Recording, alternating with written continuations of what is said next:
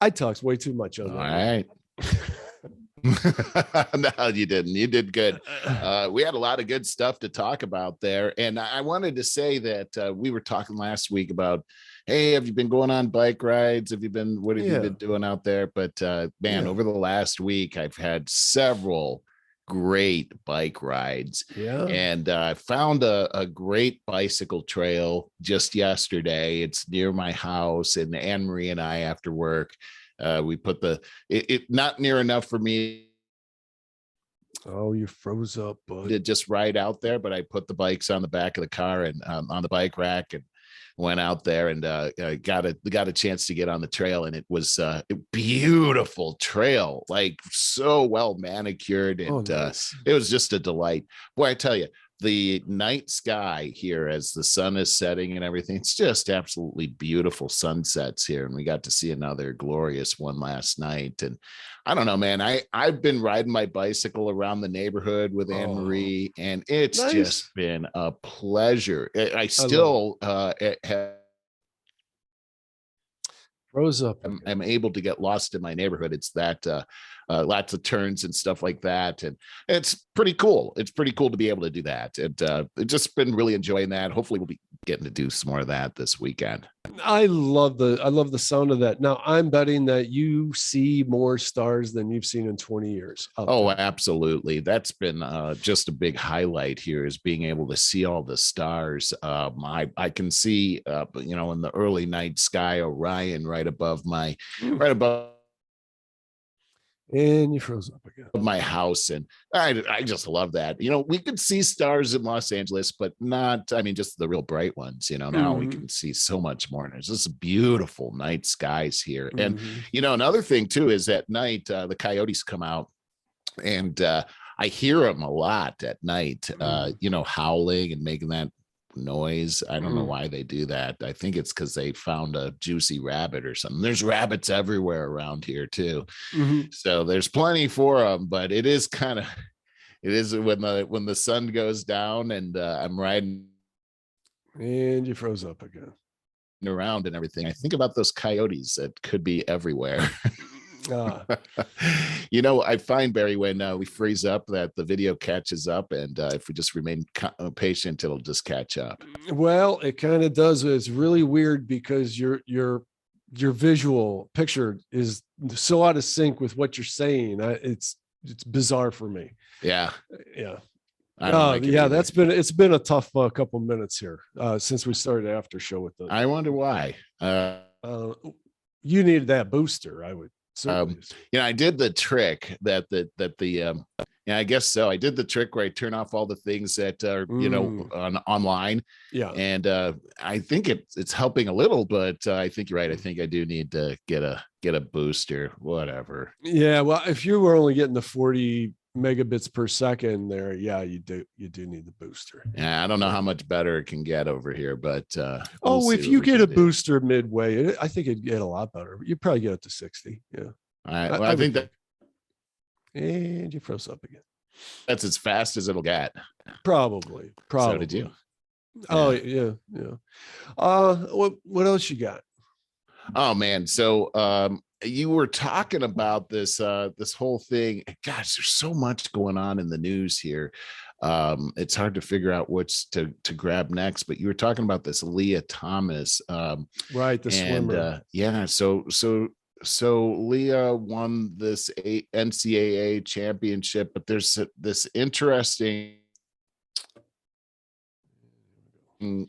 take that's happening out there. I'll just read you from NBC News saying today athletes like Jackie Robinson are celebrated as breaking the color barrier in sports, although that narrative often requires sanitizing, simplifying, or rewriting a more complex, nuanced, and contradictory history. No idea what that means. It's NBC News. There remains, though, a cultural investment in celebrating sports firsts. Many of the athletes have become the first to encounter resistance, backlash, and opposition, especially from those who have historically benefited from the status quo in sports. More people are saying stuff that Leah should be celebrated as an advancement of women's sports, according to this writer. She she believes in, and this is a Cheryl Kooky. It's funny that that's her last name. She says, Thomas, a man living as a woman, has shattered the notion of the sex segregation of women that sports have often promoted. And then finally, this other person writes, first, they steal opportunities for women. Then they tell us we should be celebrating this as a victory for women. What a crazy world we live in. I think that's a really great example of what we started the last show off with, talking about, and we typically we take our own stance and run with it kind of hard, which is also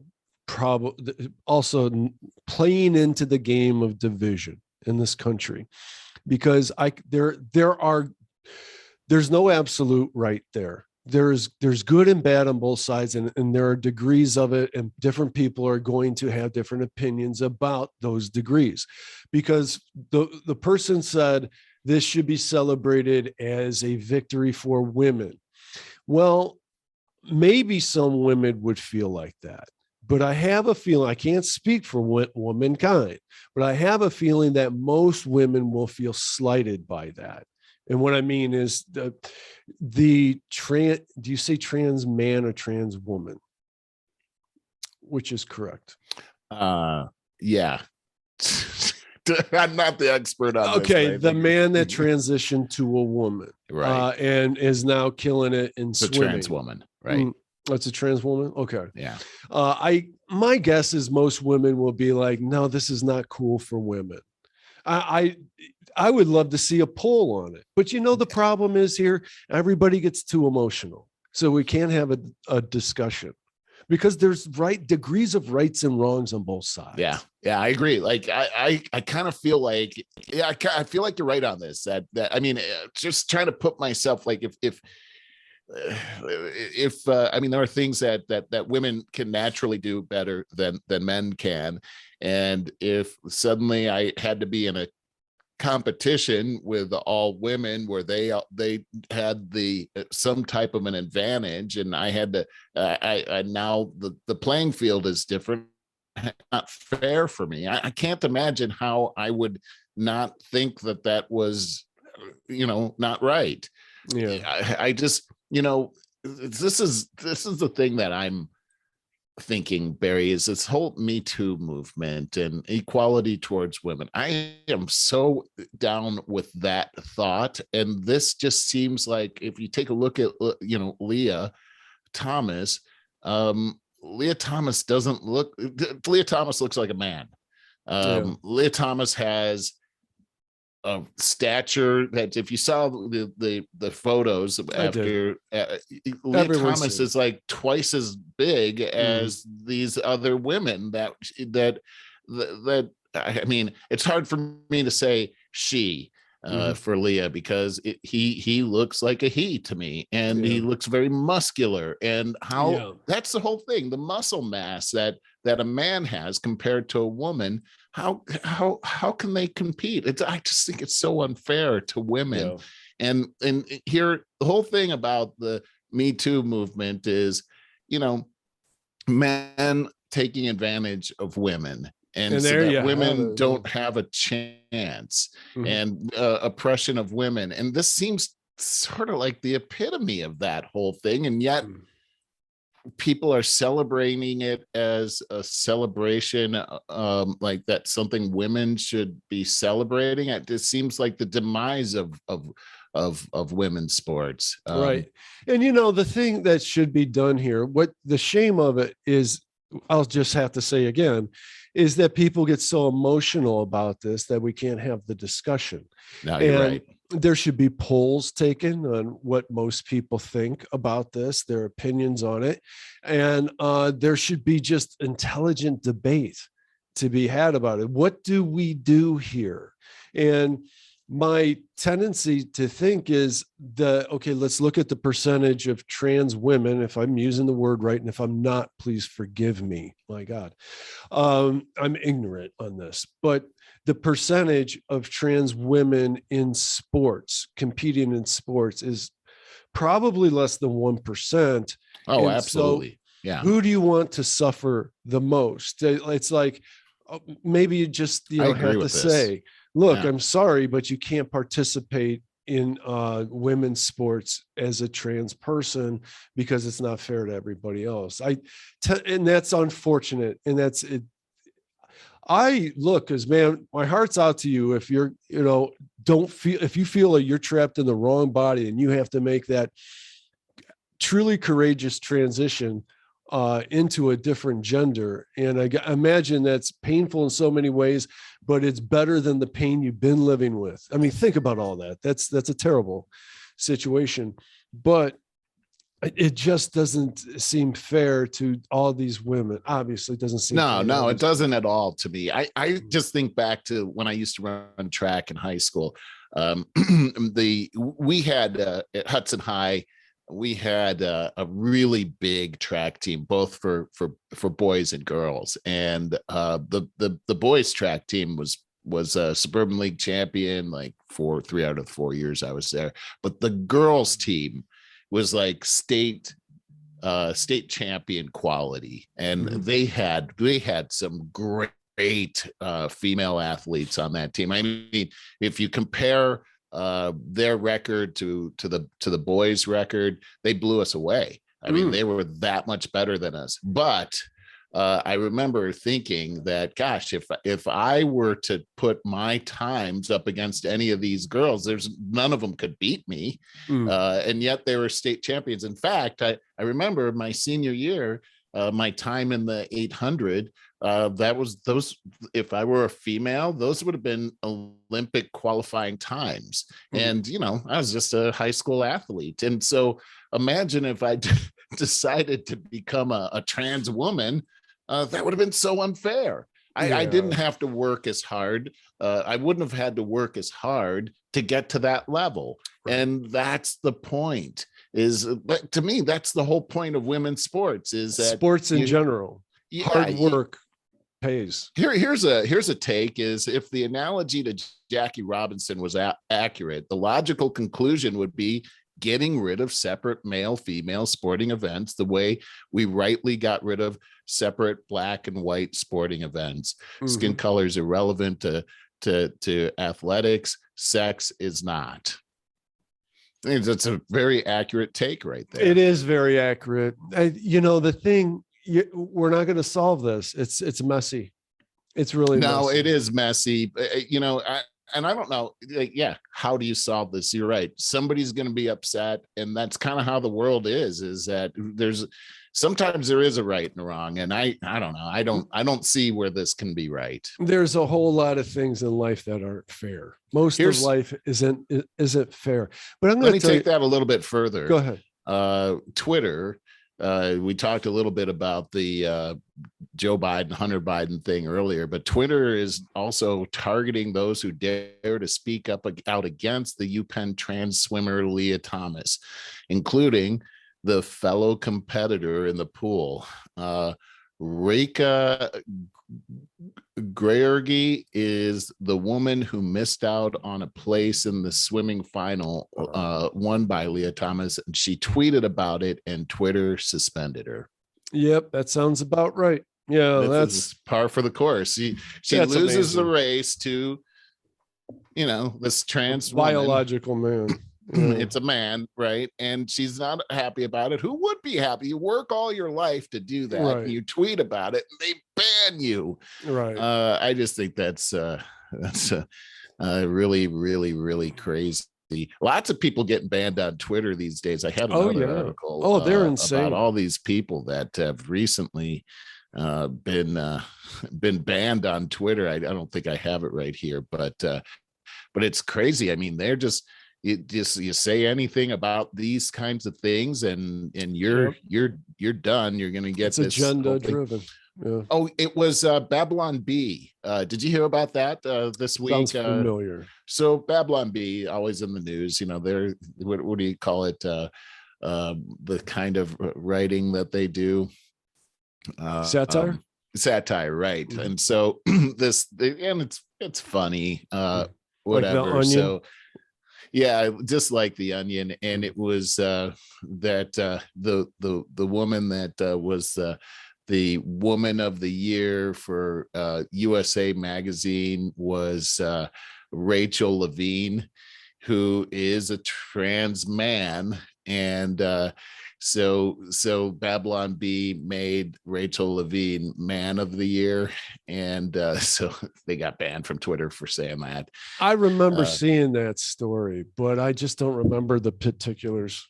It's interesting because then Ben Shapiro wrote something about how, well, wait a second, Rachel Levine was a man up until just a few years ago. He had a wife and he had kids, and he hasn't had any type of surgery or anything like that. He's just identifying as a woman. And we have to be able to say the truth. And well, apparently, according to Twitter, no. And they banned Shapiro as well for saying that. Oh, I'm not surprised about that. It's totally agenda driven, but it's a private company, so they're allowed to do what they want. But I think that these social media companies should be seen as utility companies, like electricity and everything else. We're using that. So I think it should be probably regulated under the guise of real free speech. I mean, I said before, man, if you got some real wacko degenerates out there that, you're going to form your own bubble anyway, just that's the way social media works. But you want to know where they are and what they're talking about. If you want to know, you don't want them underground, no matter how nefarious they are. Well, and here we have this Ketanji Brown, what is her name here? Ketanji Brown Jackson, who is up for the Supreme Court, and lots of interesting things happening there along the same lines. For instance, they asked her to define what a woman is, and she said she's not a biologist. I don't know. Have you seen any of these clips of her where they're asking her these questions? You have. What's your impression of her? Well, you know that the Republicans are just salivating to get revenge on the Kavanaugh thing for good reason. That Kavanaugh thing was about the worst thing I've seen in U.S. history. But they're not going that far with it. And as far as her saying, I can't define what a woman is, that's definitely the safe way out there for anybody. I would suggest anybody on camera to use that response. But the only thing that really bothers me is I haven't seen any good explanations about being soft on child porn people or pedophilia. Yeah, I heard that bothers me. I heard some stuff about that, and I didn't actually get to see that, but I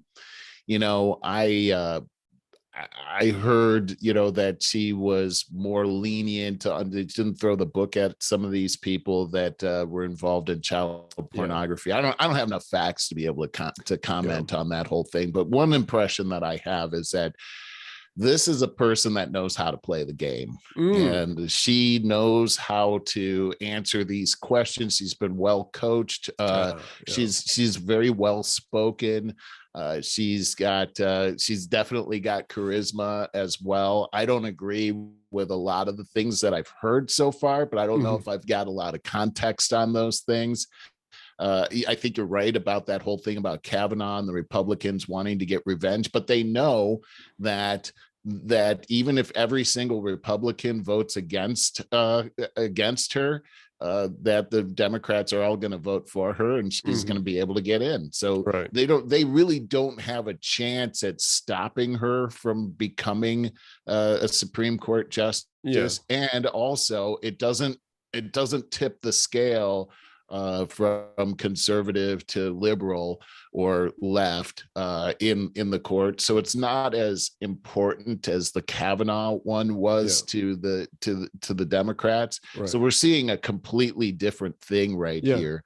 And some of this seems a lot like theater to me too at the same time. It's like, of course if you're a Republican, you're gonna concentrate on these things to score some points with your voters. because that's really what a lot of this is about. Yes. Is it's a chance to grandstand and stand up for what you believe and and be all mad, and then you're trying to get votes. So it's interesting how this worked, but I just go back to this whole thing. I don't know, and it's because of how this was all introduced, is Joe Biden saying that in his campaign that he wanted to bring the first Black woman in as a Supreme Court justice. I don't know if she's the best person for the job or not.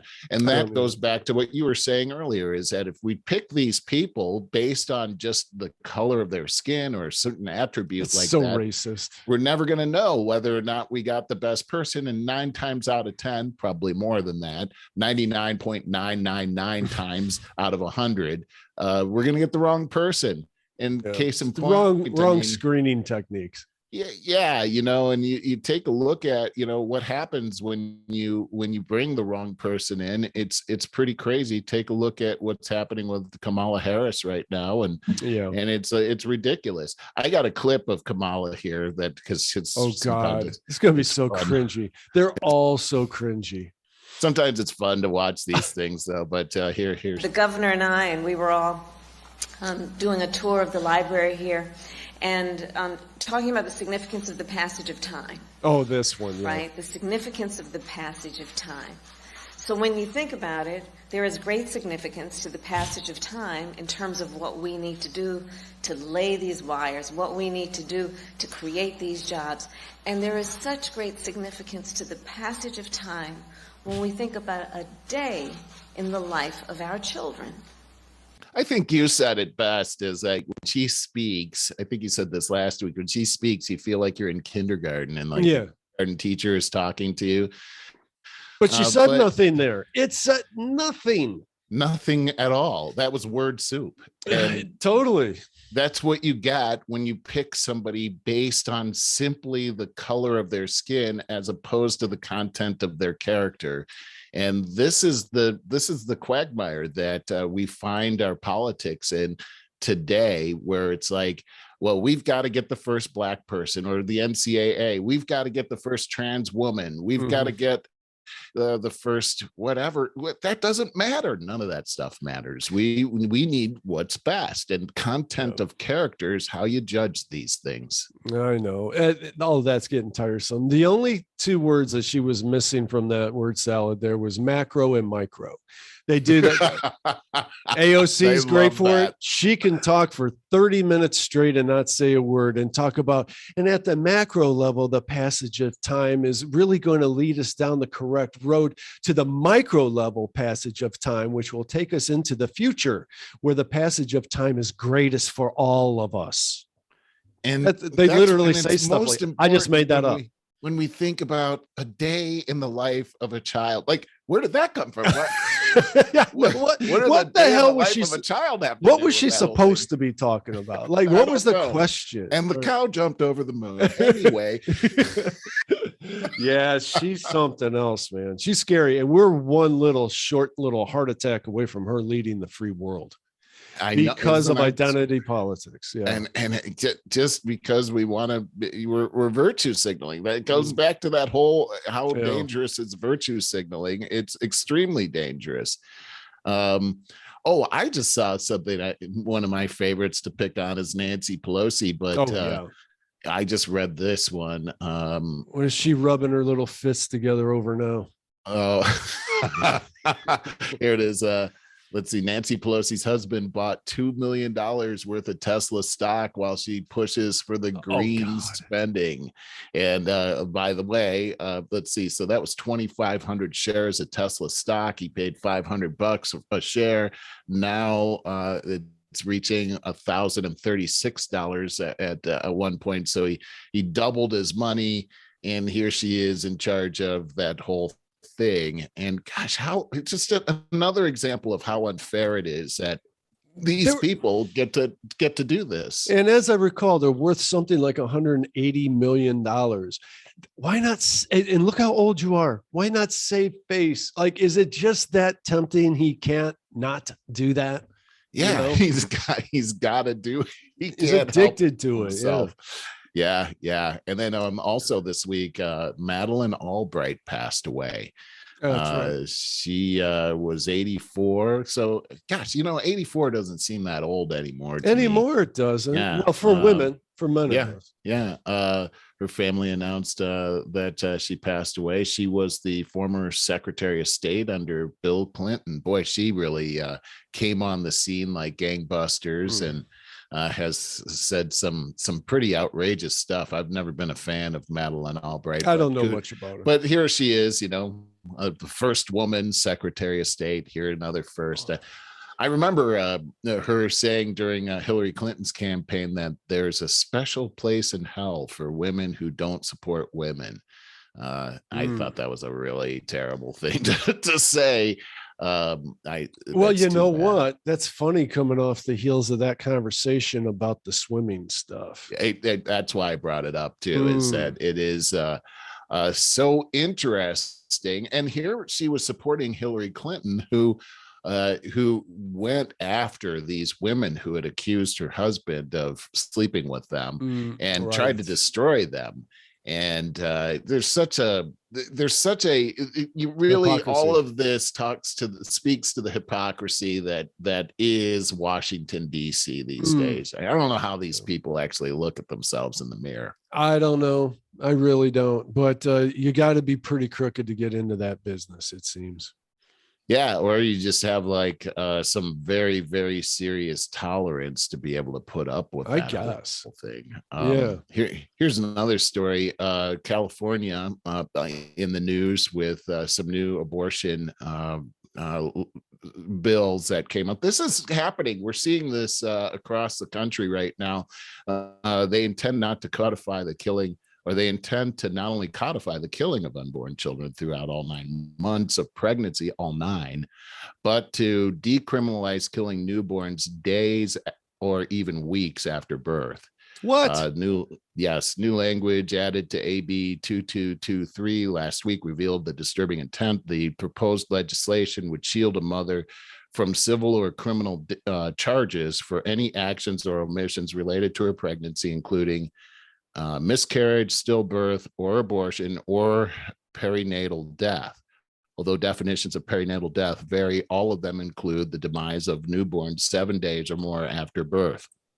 Another bill, Senate Bill 1142, would provide the funding for out-of-state residents. Lawmakers in California have introduced a bill that would set aside taxpayer money to help women residing outside the state to obtain abortions in the state, as concerns about significant changes to the U.S. Abortion laws loom. So we're seeing that in California. There's another bill in Maryland that looks almost identical to that without the paying for out of state. It's the perinatal part where they can be killed after birth. That's sitting on in Maryland right now and in Colorado, and it is in response to a lot of these other abortion laws that have passed in Texas limiting the ability for abortion. So this is really heating up right here. But I mean, we've talked a lot about abortion for years and years and years, but and I don't agree with it, being a Christian, but this whole idea of being able to eliminate your child after it's born, I've never seen that before, and it's hard to understand how anybody can promote that with a straight face. I don't know anything about that, so I just feel like there's another side to that I don't feel like the whole story is being unveiled here whatsoever. So I don't know anything about it.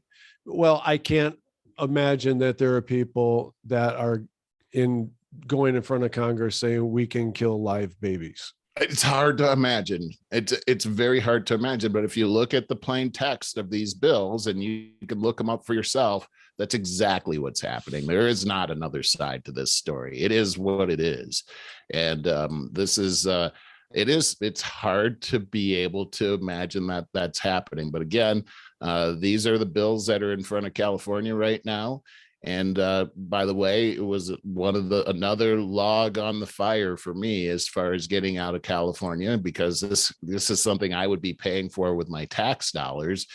And this goes against all my principles. So it was another reason why I left the state. I didn't know about the perinatal piece on that whole thing until just this week. It is pretty mind-blowing stuff.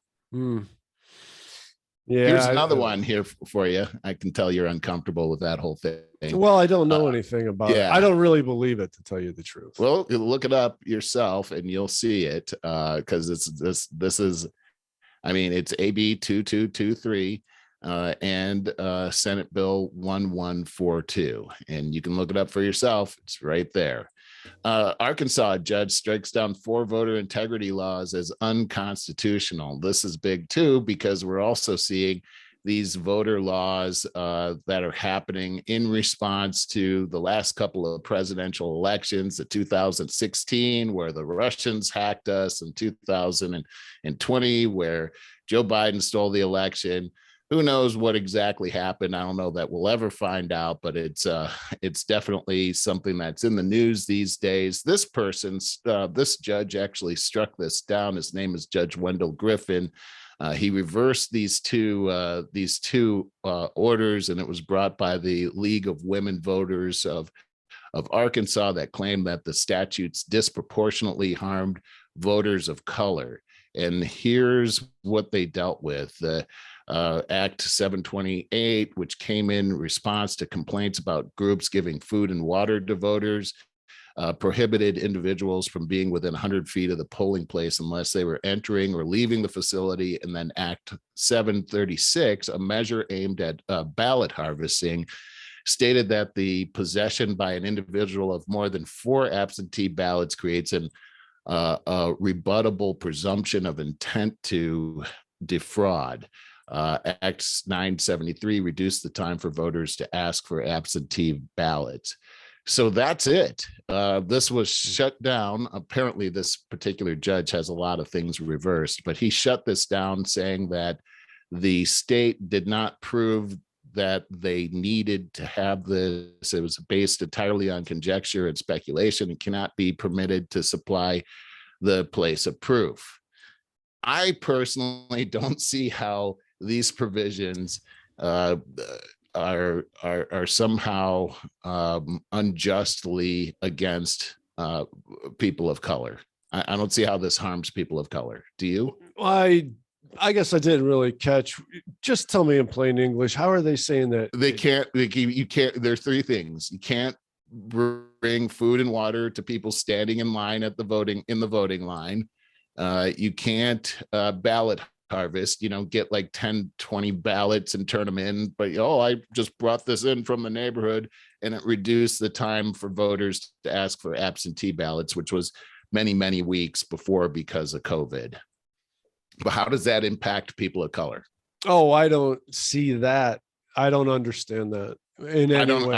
I don't see that. I think the number one thing that I would find insulting, it insults my intelligence, is to say that to demand an ID in exchange for your vote is racist. Yeah, absolutely. That one is like, I don't know. I've known a lot of Black people in my lifetime, and they've all had IDs. And so to say that they can't get an ID is just, I don't know. That's the thing we talked about last week, which is the travel ID that everybody's going to need to have in order to fly. And so what is that against people of color as well? I mean, so the whole airline industry is against people of color.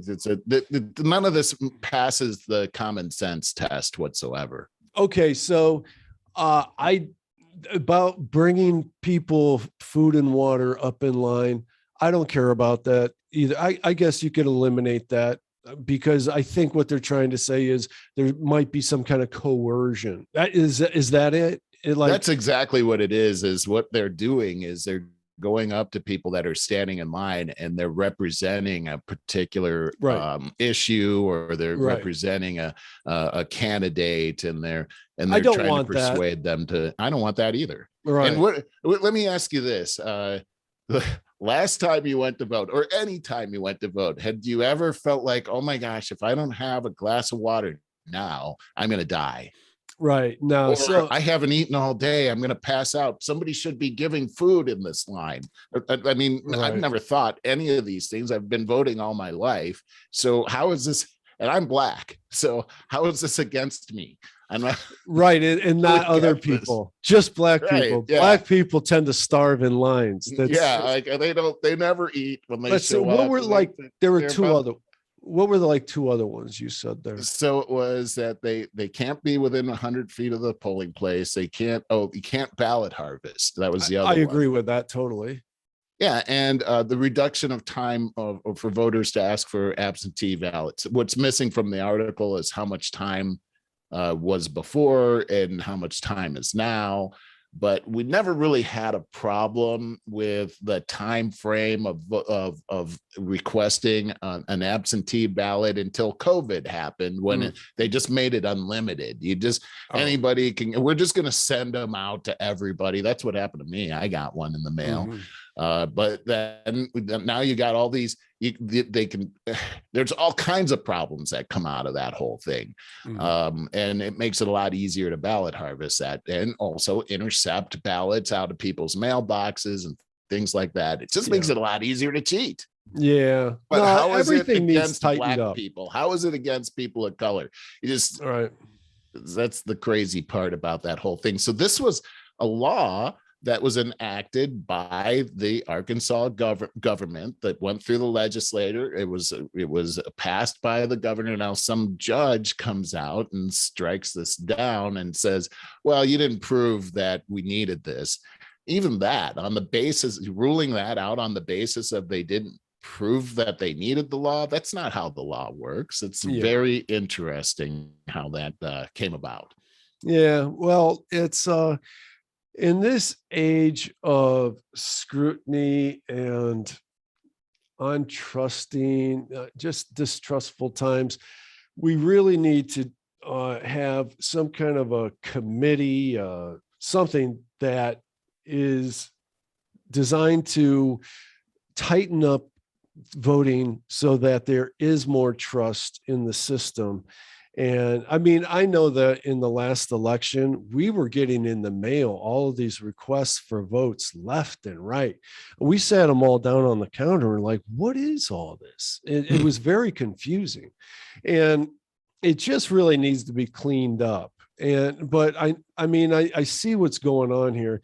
Democrats seem to think, or no, I'm sure they know that the more confusing that it is, and the more votes that they can get from people that normally won't vote, that have never voted in their lives, there's probably a 95% chance that they're going to vote Democrat. I mean, I'm sure that there's plenty of studies so that's where they're coming from. That's interesting. Yeah. So that's where they're coming from, I'm sure.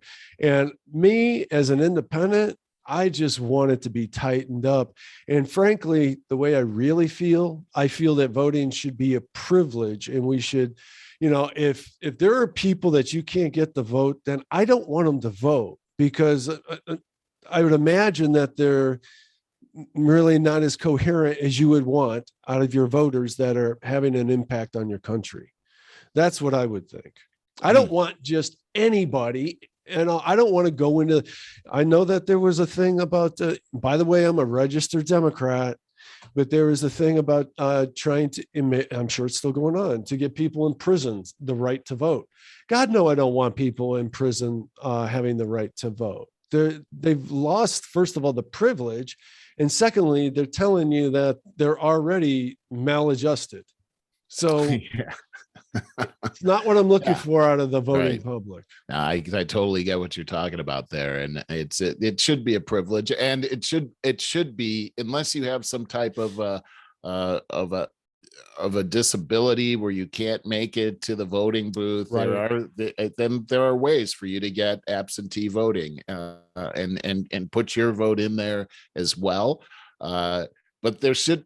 I mean, the fact that you have to put out some type of an effort to get to the voter booth, I don't think that's a bad thing. Agreed. And I've never worked at any place where they said, you know, you can't leave work and vote. They've always allowed for that kind of thing. So Yeah. I'm just not seeing what they're trying to tell us is actually happening. I don't actually see it happening. And we live in this day today where we're told on TV, we're told by politicians or in social media what we're supposed to be thinking about certain things all the time. And I just, it's I've had enough of that. There's too much of that going on. And just the lies that just lie after lie after lie after lie.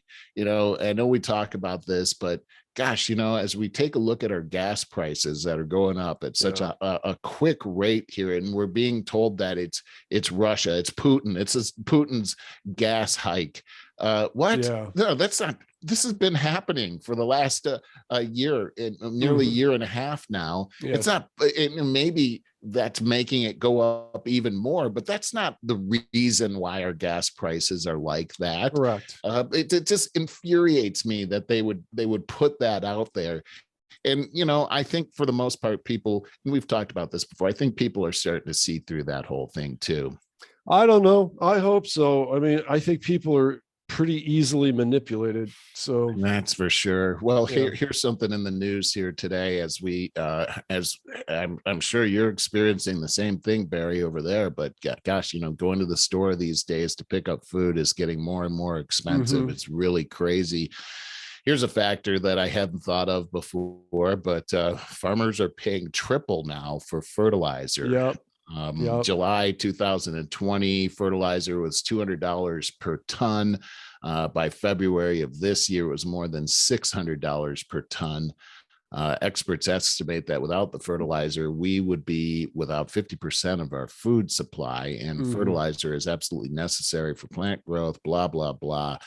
It turns out that this is a pretty serious situation, and the fertilizer was already on the rise before Russia, a major fertilizer producer, invaded Ukraine. But now, there's another deal that's going on as well. Last year, the International Trade Commission, at the request of fertilizer producer, at the request of fertilizer producer, the Mosaic Company, put a tariff on phosphate fertilizer from Moroccan producer OCP Group and duties on phosphorus imports from Russia. Since then, fertilizer prices have increased quickly, and the American corn growers and other agriculture groups are asking for those tariffs to be removed.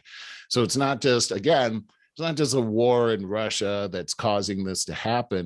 We've actually put these tariffs on there, and that these prices have been going up for a long time. But we'll hear on the news that it was, it's Russia. That's what's going on right here. The bigger story, though, there, Merle, is that the farmers are getting even more screwed than they've been getting screwed, because they have to pay for that fertilizer, and all of this inflation on food all of the profits have been taken from these four largest food distributor companies. They regulate the entire food industry in America, and the farmers have seen none of the profit, and now they got to pay more for fertilizer once again. And this the whole system needs to be broken up. We need to do more community gardens, I believe, and we need to find a way to incentivize local farmers to go direct to the consumers. That absolutely has to be done. We got to break up the monopolies in this country. See what's happening with all of our largest companies, whether you're talking tech or you're talking this food industry. They are in cahoots together so that they're not legal monopolies, but they're cooperating together to be an unofficial monopoly to run an industry. Well, listen to this, Barry. Between 2001 and 2016, the U.S. lost 11 million acres of farmland to development, according to a report from the American Farmland Trust. And with the average age of the U.S. farmer at 57, farmland will be lost as they retire.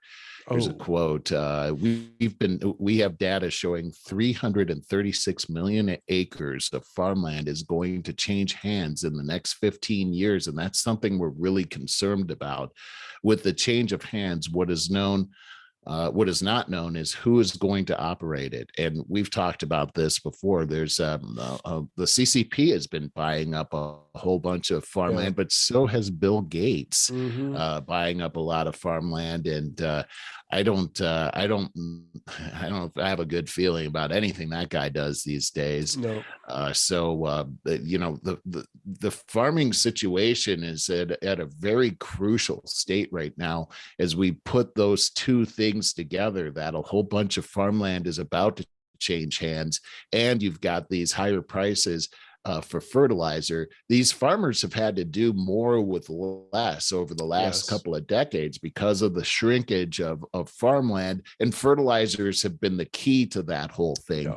And now with these changes that are also looming and the world situation being what it is, we've seen this type of thing before where war breaks out, and America historically has been a savior to these war-torn areas because of our farming and our ability to ship produce into these areas. But if you cut that off here in the United States, it's a problem for the entire world. And there's also these rumblings that are going on regarding corn and the high cost of corn and the high demand for corn.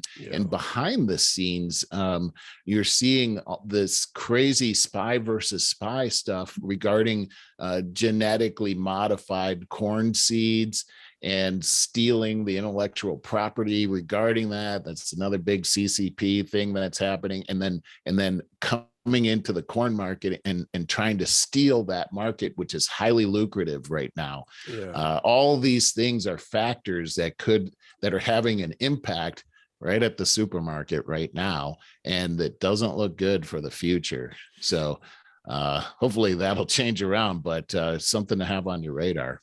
Yeah, there's a lot of things like that right now. The continuous talk about our economy and obviously the situation in the Ukraine.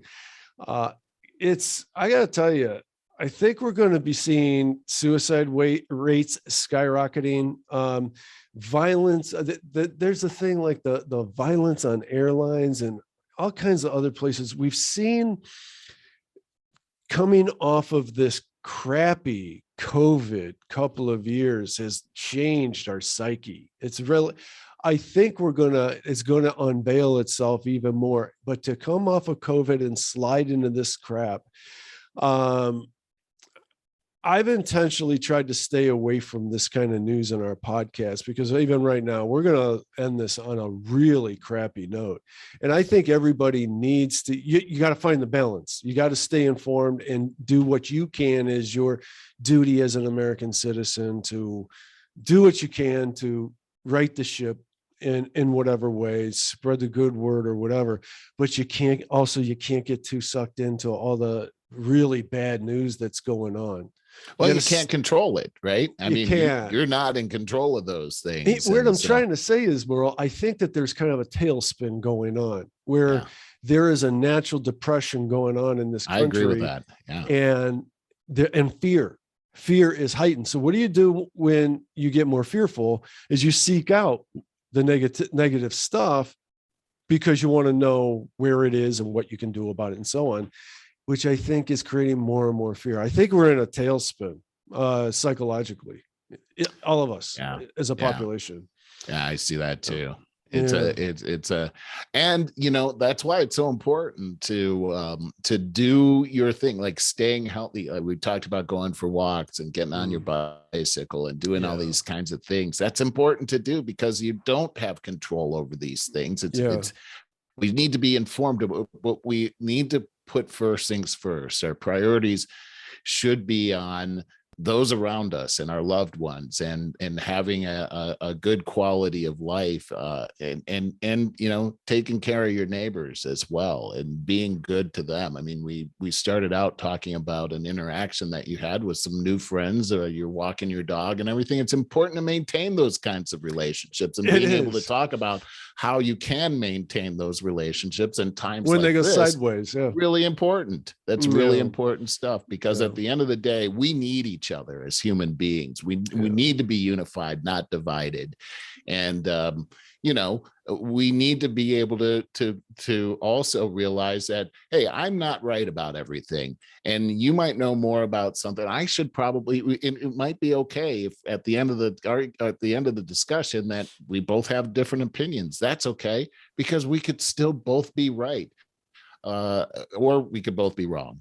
Who knows? We're going to be both to some degree or another, because nothing. And a lot of these gray area type of things that's entirely possible. I was talking about the increase in violence and such as the airlines, but I forgot, because one of the things I was noticing is all of the news articles about the spring breakers and violence occurring there. They put a curfew. I don't think curfew is the right word, but on alcohol sales after 6 p.m., something like that. Really? I never heard it in Miami. Never heard of this kind of thing before. I'm telling you. So this is the younger generation coming off of 2 years of COVID, and we really messed them up. Yeah, I read this article recently about just how the crime spike that's happened, and that this typically happens when the people are losing hope, and that they're disenfranchised from the government. And we saw this in the 60s, because we had a lull in violent crimes from, I guess it was starting in the later 1980s and heading into just very recent history. And now we've had this uptick since COVID, and apparently we're still not at those end of 1960s levels. Hard to believe that, but we're very, very close. And the similarities in what's happening in world events, in our own government, and very similar. And we're seeing similar results here as well. And I think that comes down to, you're right, Barry, is that something has to change. I mean, something has to change in order for us to come together. What has to change is, I think there's quite a movement out there, is we need an increase in awareness. It's why I think the biggest problem in this country that has been used against us, and I know if we say, it's a Marxist tactic, that closes a lot of ears. But what is going on, and everybody has bought into it, is the us versus them mentality in every damn issue out there. You're right. Right. And so pick a side, dig your heels in. That's why I keep saying both sides are right about some things and wrong about some things. Nothing is that black and white. Just like we were talking about the trans thing with the swimming. Hey, if you've been trapped you've been trapped in the wrong gender body all these years, that's all. God, that's a painful life to lead. And then to transition and all of that, a painful thing. And so God bless you, do what's right for you. But then it's the ramifications of what's happening with women in the sports. I'm just using that as an example. Once again, everything is like that. And we all have to recognize that this mentality of me and us against them is what's wrong with our society right now in every issue. And we have to recognize that. That's the awareness that needs to be had.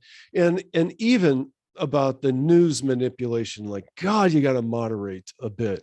We're a lot of news is exaggerated, fabricated, and some is just downright fake. So be careful about that too. And that's the awareness that we need to go back to being better individuals. We used to stress that growing up about character. Your character. It's yes. what you back to character. With. Yeah. Yep. Exactly. Yeah. Content of character is king. Yeah. Quit blaming. Quit being the Take responsibility. And pick up your neighbor when you can too. Yes. Yes. Yeah. Be there. It'll pay back big time too. Speaking of that, I still have my neighbors reaching out to me, which is kind of nice, and wanting to. You mean from LA? How I'm from Los Angeles, and wanting to see how we're doing, and missing us as well. And we really spent we invested time in our neighbors and loving on our neighbors. I just think it's really important.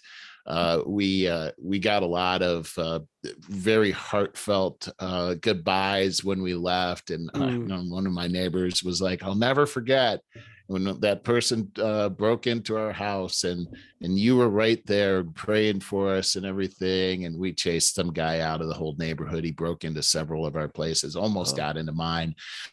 It's just, you take care of your neighbors, and at the end of the day, whatever differences you have politically or socially, those things melt away when you just love on each other. Yeah. And the people that I lived by, we think day and night, as far as how we believe, our spiritual life and our politics and all that kind of stuff. At the end of the day, they're just like me, though. They're people just like me, and I loved on them, and I loved them, and it paid back because we felt the love coming from them. And that was one of the hardest things about leaving, among several of them, but leaving my neighbors was a lot tougher than I thought it was going to be. I can imagine. I guess the only positive I can say, it's a big positive, is Zoom. You can Zoom with them. Look That's at you true. and I. True. You and I don't feel like there's any distance between us. No, and isn't that awesome? I feel the really same thing awesome. with my mom and my stepfather, and my brother and I and my kids. We've all kept very, very close since we moved, and talking all the time, and Zoom calls as well. Good. It's miraculous. It really is. Hey, with that, we're really over. Got to get going, man. All right, man. All right, brother. Love you. I hope you have a great weekend. Yeah, you too. All right. Bye now.